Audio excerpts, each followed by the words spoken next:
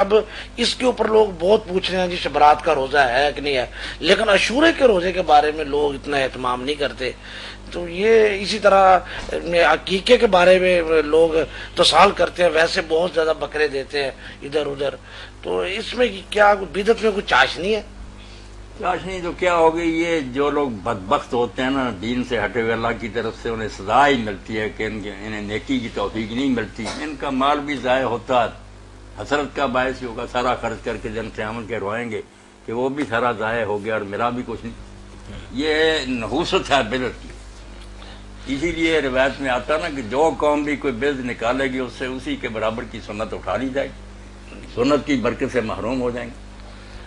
اور سچی بات تو یہی ہے، جیسے روایت میں آیا کہ اقتصاد فی سنت خیر من اجتہاد فی بدعت، زور لگا کر بدعت کرنے سے نا سنت درمیانی چال سے آدمی کرتا رہے بہتر. اسی لیے شیخ عبداللہ محدث دہلوی رحمۃ اللہ علیہ بڑی پیاری بات دیکھتے ہیں کہ سنت کے مطابق آدمی استنجا کرے نا، وہ بدعت کے مطابق خانقاہ پوری اور سرائے بنانے سے زیادہ ثواب ہے اس کا. سنت تو ہے اللہ کے رسول کا طریقہ، اللہ اس پر اجر دے گا. جب قرآن مجید میں آیا لِيَبْلُوَكُمْ أَيُّكُمْ أَحْسَنُ عَمَلًا کہ اللہ یہ دیکھنا چاہتا کہ تم میں سے اس کا عمل سب سے اچھا. تو حضرت فضیل ابن عیاض رحمۃ اللہ علیہ نے فرمایا کہ احسن عملہ جانتے ہو کیا؟ اخلصہ و اصوبہ. لوگوں نے کہا اس کی تشریح کر دی. فرمایا سب سے زیادہ خالص، ملاوٹ نہ ہو، اللہ کے سوا کسی کو خوش کرنے کی نیت نہ ہو، کرے تو خالص اللہ کی رضا کے لیے. اسبب درست ہونے کا مطلب طریقہ جو ہے وہ محمد رسول اللہ صلی اللہ علیہ وسلم کا، اللہ کو راضی کرنے کی نیت ہو، طریقہ وہ اپنا ہے جو اللہ کے رسول نے، پھر وہ عمل احسن عمل ہے. ورنہ سب کیا کرا منہ پر مارا جائے گا. مولانا محمد قاسم نانوتوی رحمۃ اللہ علیہ بانی دیوبند جو تھے، بڑی پیاری مثال انہوں نے دی کہ آپ درزی کو ایک کپڑا دیتے ہیں، اس کو بتا دیتے ہیں کہ میں اس نمونے کا سلوانا چاہتا ہوں، وہ پھول بوٹے بہت سارے بنا دیتا، آپ نے جو دیا تھا ڈیزائن وہ نہیں. آپ کہیں گے یار میرا کپڑا تم نے برباد کیا، رکھو اس ڈیزائن والے، مجھے یہ پھول بوٹے نہیں چاہیے، جو میں نے کہا تھا وہ تو آپ نے بنایا. اور آج یہ سمجھ نہیں ہے کہ یہ نوٹ جو بکتے ہیں بچے خریدتے ہیں کتنے اس پر پھول بنے ہوتے ہیں. سرکاری نوٹوں سے بہت اعلیٰ نظر آتا، مرو ٹکے کا بھی. اور جو سرکاری نوٹ ہے وہ 5,000 کا 10,000 کا چل رہا. جو اللہ کے رسول کی جس پر مہر ہے نا وہ ہے سرکاری نوٹ. جو آپ نے بنائے ہیں وہ بے شک پھول بوٹے بناتے پھریں، وہ شجر نہیں. جزاکم اللہ مولانا صاحب، اپنے بڑی بدعت جو ہے اس سے 1000 میل دور رہنا چاہیے. کیا فائدہ اس کا؟ بڑی اہم بات اور آپ نے پتہ کی بات، یعنی کہ ایک کلیہ قاعدہ جو ہے وہ ایک ہے کہ انسان کو اسی چیز پر التزام کرنا چاہیے، وہ چاہے تھوڑا ہو، سنت کے مطابق تھوڑا ہو. مولانا صاحب ابھی آپ نے جو یہ کھانے کے بارے میں بتایا ہے تو اس حوالے سے ہمارے ایک سامعین میں سے ایک نے یہ لکھا ہے کہ جس طرح آپ نے یہ لکھا ہے کہ شبرات کا کھانا کھا لینا چاہیے، کیا اسی طرح دوسرے تہواروں کے موقع پر جیسے 10 محرم، 12 ربیع الاول، بڑی 11ویں اور دوسرے دیگر تہواروں پر جو کھانا آتا ہے تو کیا اسے بھی کھا لینا چاہیے؟ اب اس بارے میں بات جو مولانا ثناء اللہ رحمۃ اللہ علیہ نے کئی فتاوی میں لکھی انہوں نے، ہے تو وہی ٹھیک، مگر اب اس کا فیصلہ کرنا کہ اس آدمی کی نیت کیا وہ خود ہی بتائے گا.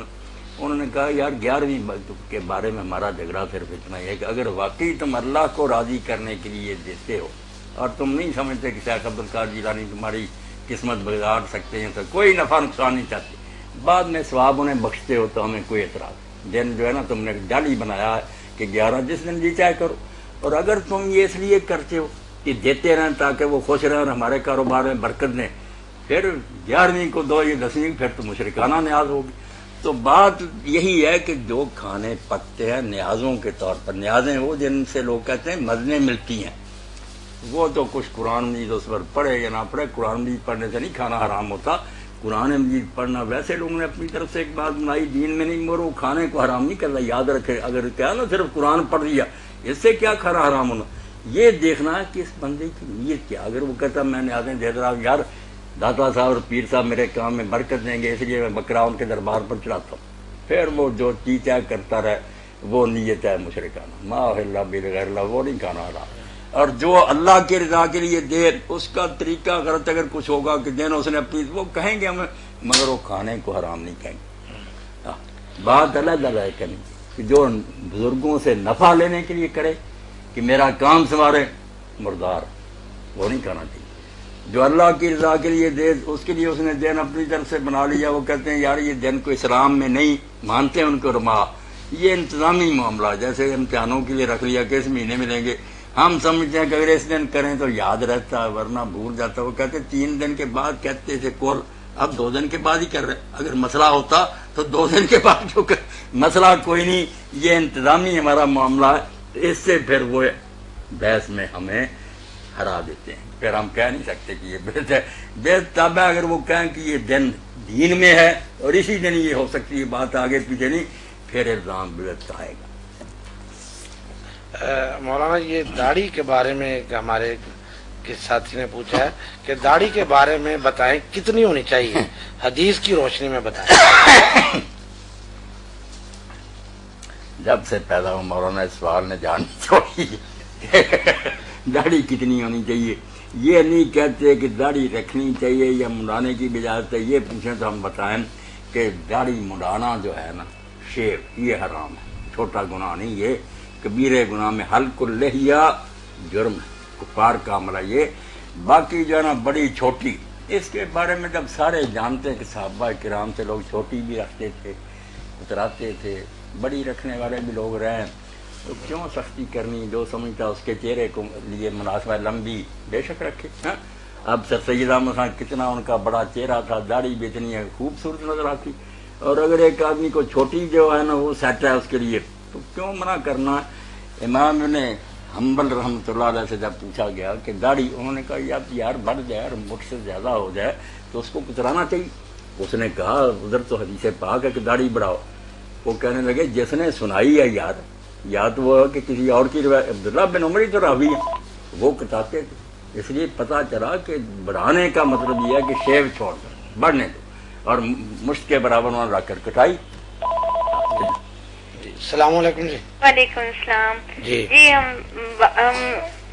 قائد صاحب سے پوچھنے شب برات اور شب معراج کا کیا مطلب ہے؟ بتائیں. جی ہاں میری بہن، یہ آج جو ہے نا شب برات، یہ تو آج رات لوگ منا رہے ہیں، خوب ساری رات پٹاخے چلائیں گے، نہ سوئیں گے، نہ لوگوں کو سونے دیں گے. اگر فرشتے آنے بھی تھے تو بچی وہ ڈر کر بھاگ جائیں گے ان کی اس نیکی کی وجہ سے. ایسے ظالم ہے کہ ہندوؤں کی طرح نا دیوالی منا رہے ہیں. یہ بالکل کوئی شے نہیں. باقی شب معراج جو اس کا ویسے ہی کوئی پتہ نہیں. یہ حق ہے کہ حضور کو معراج اللہ نے نصیب کیا، مگر وہ رجب میں تھا، 27 رجب تھی. کوئی دلیل نہیں اس کی، کوئی ربیع ثانی کہتا ہے، کوئی رمضان کہتا ہے، کوئی مہینہ کہتا ہے. کسی کے پاس کوئی نہیں حوالہ کہ وہ کس تاریخ کو ہوئی، کس مہینے میں ہوئی. بات سچی ہے کہ معراج آپ کو نصیب ہوئی، مگر اس کا کوئی دن متعین نہیں.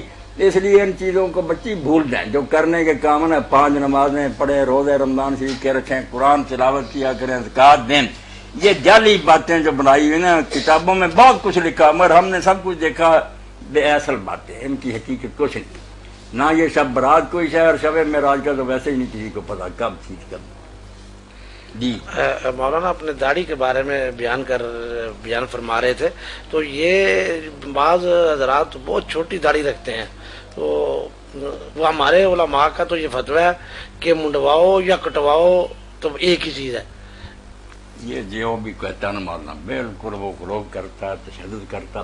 اب استاد الاساتذہ سے اللہ رحمت فرمائے حافظ محمد گونگڑوی رحمۃ اللہ چھپا ہوا فتویٰ ان کا سامنے، مولانا عبداللہ روپڑی رحمۃ اللہ، ان کا فتویٰ بیان کر دینا جنہوں نے تو سامعین نے بالکل انہوں نے صاف لکھا کہ بھائی ابن عمر رضی اللہ کے سفر کے بعد کٹانے کے جائز ہونے میں شک نہیں، کٹانا جائز. حافظ عبداللہ صاحب رحمۃ اللہ علیہ لکھتے ہیں کئی لوگوں نے بہانہ بنا لیا کہ نہیں ابن عمر صرف حج اور عمرے پر کٹاتے. انہوں نے کہا یار کچھ تشریح ہے، یہ تعویل ٹھیک ہے، حج اور عمرے پر حرام کام ضرور کرنا تھا. اگر سارے داڑھی مڈائے وغیرہ حرام نہیں کھلتا تھا، چلو مانتے کہ ابن عمر مجبور تھے.